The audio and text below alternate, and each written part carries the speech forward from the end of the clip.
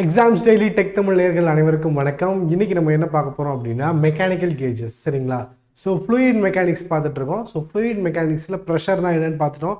So ப்ரெஷருடைய units பார்த்தோம். ப்ரெஷரை எப்படி அளக்கிறதுக்கு கருவிகள் என்னென்ன இருக்குது அப்படிங்கிறத பார்த்தோம். ஸோ அதில் சொல்லியிருந்தோம் நம்ம லாஸ்ட்டாக நடத்தும்போது. So various types of instruments என்னென்ன இருக்குது அப்படிங்கிறத பார்த்துருந்தோம். மேனோமீட்டர்ஸ் பார்த்துருந்தோம். அதுக்கப்புறம் மிச்சம் இருக்கிறது mechanical gauges.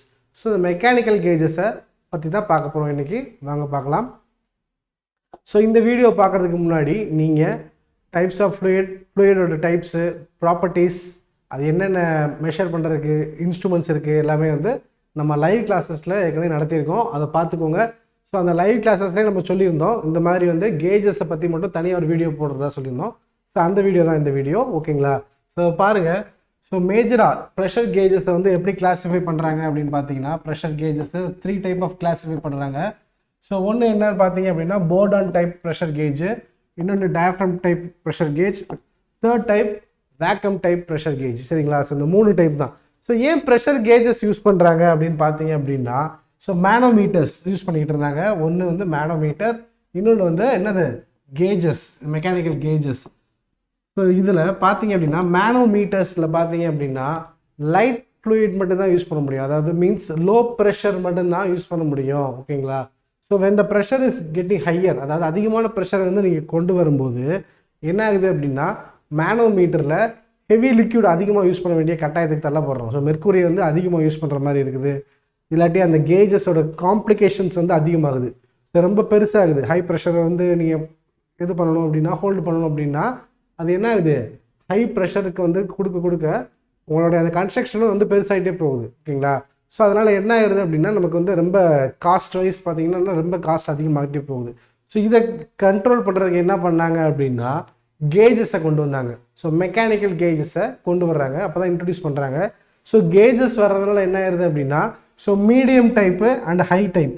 So medium and high pressure இந்த ரெண்டுமே வந்து எது மூலயமா பயன்படுத்துகிறோம் அப்படின்னா கேஜஸ் மூலிமா ப்ரெஷர் அளக்கிறதுக்கு பயன்படுத்துகிறோம். ஓகேங்களா? ஸோ லோ ப்ரெஷரும் மீடியம் ப்ரெஷர் மட்டும்தான் என்ன பண்ணுறோம், மேனோமீட்டர்ஸில் யூஸ் பண்ணுறோம். So high pressure and medium type pressures எல்லாத்தையும் கேஜஸ், மெக்கானிக்கல் கேஜஸை டீல் பண்ண விட்டுறோம். சரிங்களா? ஸோ இந்த இதுலேயும் பார்த்தீங்க அப்படின்னா அதை எப்படி கிளாஸிஃபை பண்ணுறாங்கன்னா நிறைய டைப் இருக்குது. இப்போ நம்ம யூஸ் பண்ணுறதுலாம் எலக்ட்ரிக்கல் சென்சார்ஸ்லாம் வந்துருச்சு. ஸோ சென்சார்ஸை வச்சு வந்துருச்சு. ரைட்டுங்களா? பட் இது பார்த்தீங்க அப்படின்னா போர்டன் டியூப். ஸோ போர்டன் டியூப்ங்கிறது எப்படி இருக்குது அப்படின்னா ஒரு ரேக் அண்ட் பினியன் மெக்கானிசம் இருக்குது. ஓகேங்களா? ஸோ இதில் பார்த்தா உங்களுக்கு தெரியும் ஒரு ரேக் அண்ட் பினியன் மெக்கானிசம் இருக்குது. அந்த ரேக் பினியன் என்ன பண்ணுது அப்படின்னா நீங்கள் இங்கேருந்து கொடுக்குது பார்த்தீங்களா இந்த ப்ரெஷருக்கு. ஸோ இந்த ப்ரெஷர் கொடுக்கறதுல இது என்ன ஆகுது அப்படின்னா ஜஸ்ட்டு இந்த ரேக்கு அந்த பினியனை மூவ் பண்ணுது. ஸோ இந்த மூவ்மெண்ட் மூலயமா நமக்கு இந்த இது இருக்குது பாருங்கள், பாயிண்டர் ஃப்ளக்சுவேஷன் ஆகுது. ஸோ இந்த ஃப்ளக்சுவேஷன் மூலயமா நமக்கு இந்த இடத்துல ரீடிங் இருக்கும், ப்ரெஷர் ரீடிங்ஸ் இருக்கும். அந்த ப்ரெஷர் ரீடிங்ஸு நமக்கு தெரியும். ஓகேங்களா? ஸோ எதுவுமே ப்ரெஷர் இல்லாமல் இருந்துச்சு அப்படின்னா 0 ப்ரெஷரில் இருக்கும்போது இது 0வாக இருக்கும். அப்படியே ப்ரெஷர் வந்து போயிட்டே இருக்கும். ஓகேங்களா? ஸோ இது பார்த்தீங்க அப்படின்னா இந்த ப்ரெஷர் கேஜஸில் கிலோகிராம் ஃபோர்ஸ் பர் சென்டிமீட்டர் ஸ்கொயரில் கொடுத்துருப்பாங்க. Unit kilogram force per centimetre ஸ்கொயரில் இருக்கும் முந்தி காலத்தில். ஸோ உள்ளுக்குள்ளே பார்த்தீங்கன்னா தண்ணிலாம் இருக்கிற மாதிரி இருக்கும், பார்த்துருப்பீங்க. ஸோ ப்ரெஷர் கேஜஸ் இருக்கும், அதுக்குள்ளே தண்ணி இருக்கிற மாதிரி இருக்கும். ஸோ அந்த ஃப்ளூயிடோட பாயிண்டர் இருக்குது பார்த்தீங்களா, அந்த பாயிண்டரும் மூவ் ஆகிட்டே இருக்கும். ஸோ இது டெஃப்ளெக்ட் ஆகிறதுனால என்ன ஆகும் அப்படின்னா நமக்கு ப்ரெஷர் என்ன ப்ரெஷரில் இருக்குது அப்படிங்கிறது நமக்கு தெரியும். ஓகேங்களா? ஸோ இதுக்குள்ளே இருக்கிற மெக்கானிசம்ஸ்லாம் கொடுத்துருக்காங்க. ஸோ ஒன்றும் இல்லை, ஜஸ்ட் ஒரு டியூப் மட்டும் தான் இருக்குது. அந்த டியூப் என்ன பண்ணுது அப்படின்னா ப்ரெஷர் வந்து டிஃப்ளெக்ட் பண்ணுது. ஸோ ப்ரெஷர் வந்து அழுத்தும் போது என்ன ஆகுது அப்படின்னா இந்த டியூபு மூவ்மெண்ட் ஆகுது. இந்த மூவ்மெண்ட் மூலயமா அந்த டியூப் இருக்குது பார்த்தீங்கன்னா, அந்த டியூப் பேர் வந்து போர்டன் டியூப். இந்த டியூப் மூவ்மெண்ட் ஆகிற மூலயமா நமக்கு என்ன கிடைக்குது அப்படின்னா பாயிண்டர் டெஃப்ளெக்ட் ஆகுது. அது மூலயமா நமக்கு ப்ரெஷர் தெரியுது. ஓகேங்களா? ஸோ சிம்பிள் வந்து என்ன சொல்கிறது அப்படின்னா நம்மளுடைய ஃப்ளோட் டியூப் இருக்குது பார்த்தீங்களா, ஃப்ளோட் இருக்கும். அந்த ஃப்ளோட் மூவ்மெண்ட் ஆகுது பார்த்தீங்களா, அந்த ஃப்ளோட் மூவ்மெண்ட் மூலயமா நமக்கு என்ன தெரியுது, நம்ம டேங்க்கில் வந்து எப்படி எவ்வளோ ஃபியூல் இருக்குது அப்படிங்கிறத இண்டிகேட் பண்ணுது இல்லைங்களா. ஸோ அந்த கான்செப்டில் தான் இது ஒர்க் ஆகுது. ரைட்டுங்களா? ஆல்மோஸ்ட் சேம் தான். ஓகேங்களா? பட் உள்ளுக்குள்ள என்ன வச்சுருக்காங்க, ஒரு ரேக் அண்ட் பினியன் மெக்கானிசம் வச்சுருக்காங்க. ஸோ அந்த ரேக் அண்ட் பினியன் மெக்கானிசம் என்ன பண்ணுது அப்படின்னா மூமெண்ட்ஸ்க்கு இது பண்ணுது. ஸோ அந்த கேட்ச் பண்ணியிருக்கோம், அந்த லீவர்ஸை வந்து மூமெண்ட்டை ரொட்டேட் பண்ணும். ரைட்டுங்களா? ஸோ இதுதான் போர்டன் டைப். ஸோ போர்டன் டைப்புக்கு அடுத்து பார்த்தீங்க அப்படின்னா டயஃப்ராம் டைப் ப்ரெஷர் கேஜ். சரிங்களா? ஸோ போர்டானை ரீப்ளேஸ் பண்ணிவிட்டு என்ன கொண்டு வராங்க அப்படின்னா டயாஃப்ரம் கொண்டு வராங்க. ஸோ இந்த போர்டான் வந்து கன்ஸ்ட்ரக்ட் பண்ணுறதுக்கு காஸ்ட்லியாக இருக்குது, அந்த மாதிரி விஷயங்களை வந்து ரெடியூஸ் பண்ணிவிட்டு என்ன பண்ணிட்டாங்க அப்படின்னா சிம்பிளான ஒரு டயாஃப்ரம். ஸோ டயாஃப்ரம்ங்கிறது ஒன்றும் கிடையாது, ஜஸ்ட் வந்து ஒரு ரப்பர் இது மாதிரி தான் இருக்கும். அது என்ன பண்ணுது அப்படின்னா எவ்வளோ ஃப்ளூயிட் வந்து ப்ரெஷரை கொடுக்குது அப்படிங்கிறத ஃபீல் பண்ணி சென்ஸ் பண்ணி அதுக்கேற்ற மாதிரி உள்ளே இருக்கிற அந்த டயாஃப்ரம் வந்து ஆக்சுவேட் பண்ணும். ஸோ ஆக்சுவேட் பண்ணுறதுனால உள்ளே இருக்கிற அந்த கூலிங் எலமெண்ட்டு எவ்வளோ தூரத்துக்கு மூவ்மெண்ட் ஆகுது அப்படிங்கிற அந்த மூவ்மெண்ட்டும் வரும். ஓகேவா? ஸோ ஜஸ்ட் என்ன பண்ணுறாங்க அப்படின்னா போர்டான் டியூபுக்கு பதிலாக டயாஃப்ரம் மட்டும் என்கேஜ் பண்ணுறாங்க. பட் அதே ரேக் அண்ட் பினியன் மெக்கானிசம் தான் உள்ளே இருக்கும். ஓகேங்களா? ஸோ இது என்ன பண்ணுது அப்படின்னா சேம் அதே பிரின்சிபல் தான். ஓகேங்களா? ஜஸ்ட்டு மாற்றுறாங்க, போர்டான் டியூபுக்கு பதிலாக ஒரு டயாஃப்ரமாக வைக்கிறாங்க, அவ்வளோதான். பட் உள்ளே இருக்கிற மெக்கானிசம்லாம் ஆல்மோஸ்ட் சேமாக தான் இருக்கும். ஸோ இதுக்கு அடுத்து பார்த்தீங்க அப்படின்னா வேக்கம் டியூப். ஸோ வேக்கம் டியூப்னா வேக்கம் இருக்குமா அப்படின்னு கேட்டிங்கன்னா வேக்கம்லாம் இருக்காது, சேம் அதே தான், அந்த போர்டான் டியூப் மாதிரி தான் இருக்கும். ஓகேங்களா? ஸோ இந்த போர்டான் டியூப்ல இருக்குது பார்த்தீங்களா, அதே மெக்கானிசம் தான்.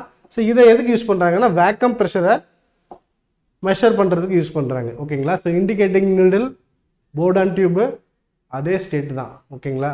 ஸோ எல்லாமே என்ன பிரின்சிபல் அப்படின்னா இந்த ஸ்ட்ரெயின் எவ்வளோ ஸ்ட்ரெயின் வந்து அதில் ஆக்சுவேட் ஆகுது, அந்த ஸ்ட்ரெயினுடைய டெஃப்ளெக்ஷன் இருக்குது பார்த்தீங்களா, சேஞ்ச் இன் டைமென்ஷன் இருக்குது பார்த்தீங்களா, ஸோ எவ்வளோ சேஞ்ச் ஆகுதோ அதை வச்சு தான் என்ன பண்ணுறாங்க ப்ரெஷரை மெஷர் பண்ணுறாங்க.